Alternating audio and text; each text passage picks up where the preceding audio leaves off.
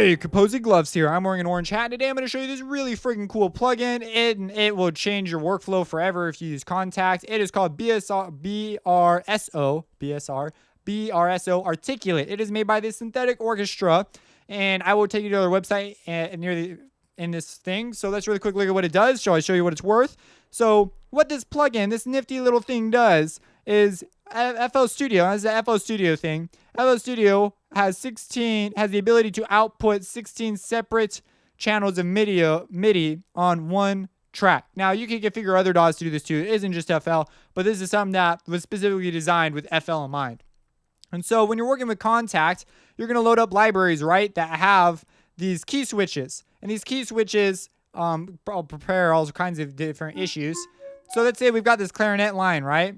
And I want these to be staccato and these to be legato, right? So I come in here and I'm like, oh, the first one is the sustain. I like that one. So I'm going to use that one for the first one. And then it's not true legato, but, you know, it's whatever. It's what I have to work with. And then I have the staccato one down here. Now, there's an issue here. These say D0 or C0. And the problem is that there's a negative 2 octaves in the MIDI spec. And if I go into the mapping editor, so if I go to the mapping editor back here, you see that there's C -2 and then C1, C0. So there's this confusion about this. And what ends up happening is some will actually say the correct key switch. Like, oh, this is actually C -2, which is what this actually is. But FL is reading it as C0. So there's all sorts of weird problems. Basically what it means is it's 2 octaves, so I have to go up 2 octaves. So there's issue number 1. You have this weird mumbo jumbo, and it changes because different companies will take that into account and others won't. And so you got to like be aware to add, you need to be ready to add 2 octaves to your thing. So there's all sorts of things. But anyways, in FL, that's the way it's dealt with. So that's an issue right there.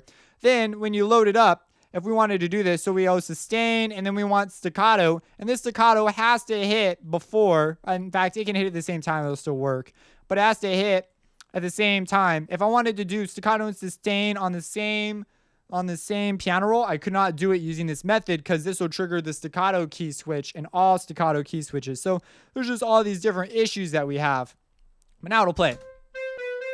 But if I now try and play this one as legato again, I'll need to put in another key switch, and this key switch has to happen before, because if I play this one, actually in this case it'll work just fine, but occasionally you'll have timing issues where it'll play back the wrong thing, especially if you have patterns that have these in weird ways, which I have had. So there's a way to completely do away with these, and it's really, really great. So what this is this is the Articulate plugin.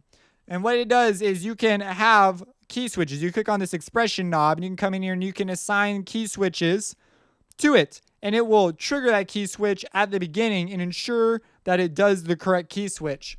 And another thing about this is when I'm going back and forth, I have to look at the keys here and then say, oh, I want these to be legato, and I got to come in here and look at which key switch is legato. That's super annoying too. So what we're going to do here is you can change these symbols to be different. This isn't like a super big deal. And so what we can do is we can configure this thing to tell it how to interpret this without having to look at the key again, with all sorts of great things. So let me show you. So what we have here is we can go in here and we say, oh, we want this first one to be sustained. So we'll set this sustain to C0, which it really is C0. So I put in C0 and it loads it up as C -2, but we want C0. And this is the actual key switch. And what we're going to do now is we're going to rename this as sustain. And I've already configured the port and channel. So we have this port button here, input port and output port. And you need to make sure that that's configured so that it sends the MIDI to the correct instrument. So it's going into port 1, channel 1. And so we've got our port set up by going into this cog menu and changing the input port. That sends the information into the plug so that it plays the correct instruments. And it's on MIDI channel 1, MIDI channel 1. So we're good to go there. And we've got our sustain. What this does is this will tap the key switch for us right before it plays it. Then what we want is there's some other options. I'm only really going to show you this one. So we have sustain. We can change this, you know, to be whatever. What is this? A sustain, I think, is 4. And so bang. So you can even have a little marker here. But this doesn't matter so much. So what we're going to do is now we can come in here. We can write and see it says sustain. So it even tells us what MIDI channel we put it on. and we can use that as the sustain. Now we want these to be staccato, so we'll set up staccato. We'll right click, hit staccato. I'm just gonna put stock like that with 2 T's, whatever, we're getting crazy. And we'll put D sharp 0. So we'll come in here, and you can do this 2 ways. You can type it in, or you could just put D sharp 0. And you can even copy and clone and insert and do things to, if in case you accidentally deleted something that you didn't mean to. And then, staccato, wherever the staccato is in here, I forgot. But you could scroll through here and find something. But it's more useful that it says it right here. Like, well, that's not even close to a staccato. But you see, now it's staccato. And now we can play the same line. We can, change these velocities. There's ways to do things with CC values and stuff as well, which is more specifically aimed towards the Spitfire stuff. I think it was Spitfire in mind because they have a whole standard thing you can do really cool stuff with that.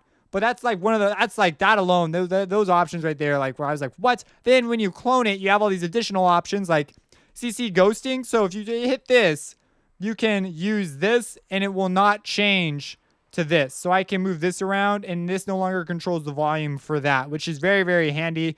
However, sometimes you don't want it like that. So you can turn that off. Now when I move this, am I on the right one? Okay. So it's off now. And now when I move it, it changes that. You see, it's already linked up, and I can turn that on. And now that has no bearing on that, on this thing over here. So again, I move it, check it out. It moves, not cool. So I turn that off. And now it no longer changes this, which could be a really big deal if you see things resetting over and over and over. So that's something I touch. Midi Extend is a special deal when you want to go over the MIDI channels. You want to utilize all the MIDI channels that the default version of Kontakt has to offer. We have additional settings here. I'm not going to cover all the settings, but another one that you want to be aware of is preserve port and channel, so that when you clone it, it will keep your port and your channel at 1.1. Because if you're working on port 7 and you need to clone and you need to go from port 7.15 to port 7.16, you want to just clone it so that all your settings are already there. If you have this off, it'll put it at 0.0, and then you got to do all this dragging and typing and junk. Or you just do that and just move it up 1 and you're done. So that's a really cool option too. And that's what I've already got these preset to the correct ports and channels, so I can just load stuff and start working.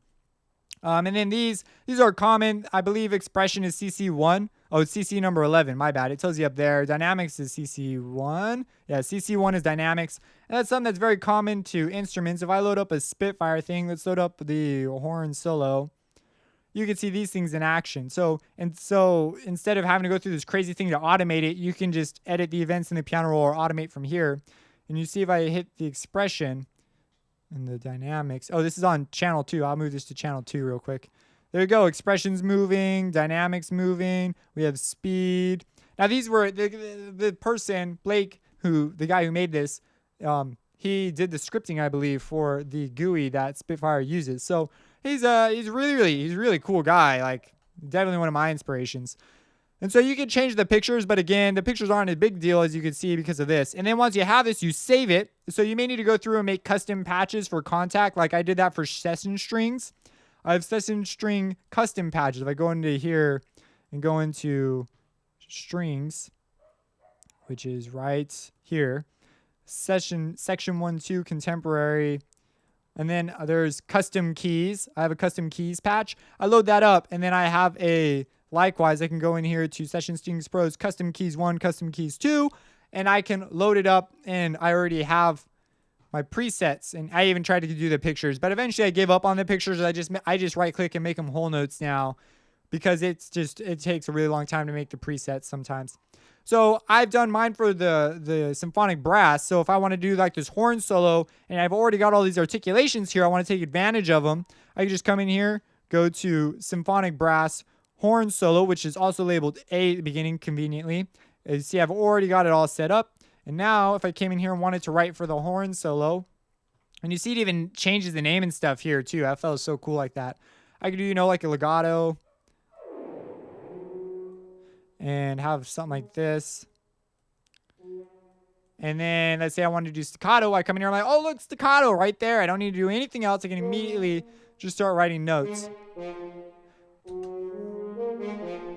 and then away I go. I'm like writing and I'm totally focused on this. So this is really, really great. There's a whole CC thing side to it too that you can use it. It's really, really cool option too, but it's a little more, it just takes more explaining and I don't use it that much. So I'd have to experiment with it just a little bit before I'd make like a video on how to do it.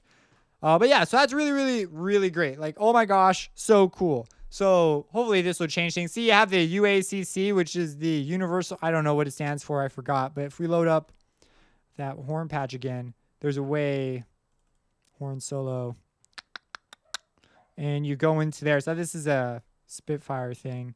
They have this standard that they've tried to create, and I hope it gets taken on because I like standards.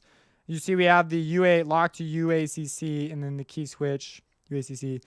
So anyways, he has a blog thing on that too. So let's go to his website so you can get it here. How do I get it? You can download it right here. There's the beta. And then he has lots of things explaining how it works. And then he also has all the old ones and all the bug fixes and stuff. So it's an active project. Really, really, really cool. Yes, stupendous. There's been a couple of features I wish were on it. One of them is I feel like it's just a tad small. There's a option for having only one open at a time, which I think is awesome. But I wish this was just like slightly bigger. But I've gotten used to the size now. When I first used it though, that was something. And yeah, I'd have to sit down and write down the things that I wish I could add to it, I guess, and maybe send him a message, but he probably gets lots of those, so I'm not going to even bother. It's a stupendous plugin. I think it's so great. Like, I love this thing. So yeah, if you have any questions, let me know. Support me on Patreon, subscribe, and have a blessed day.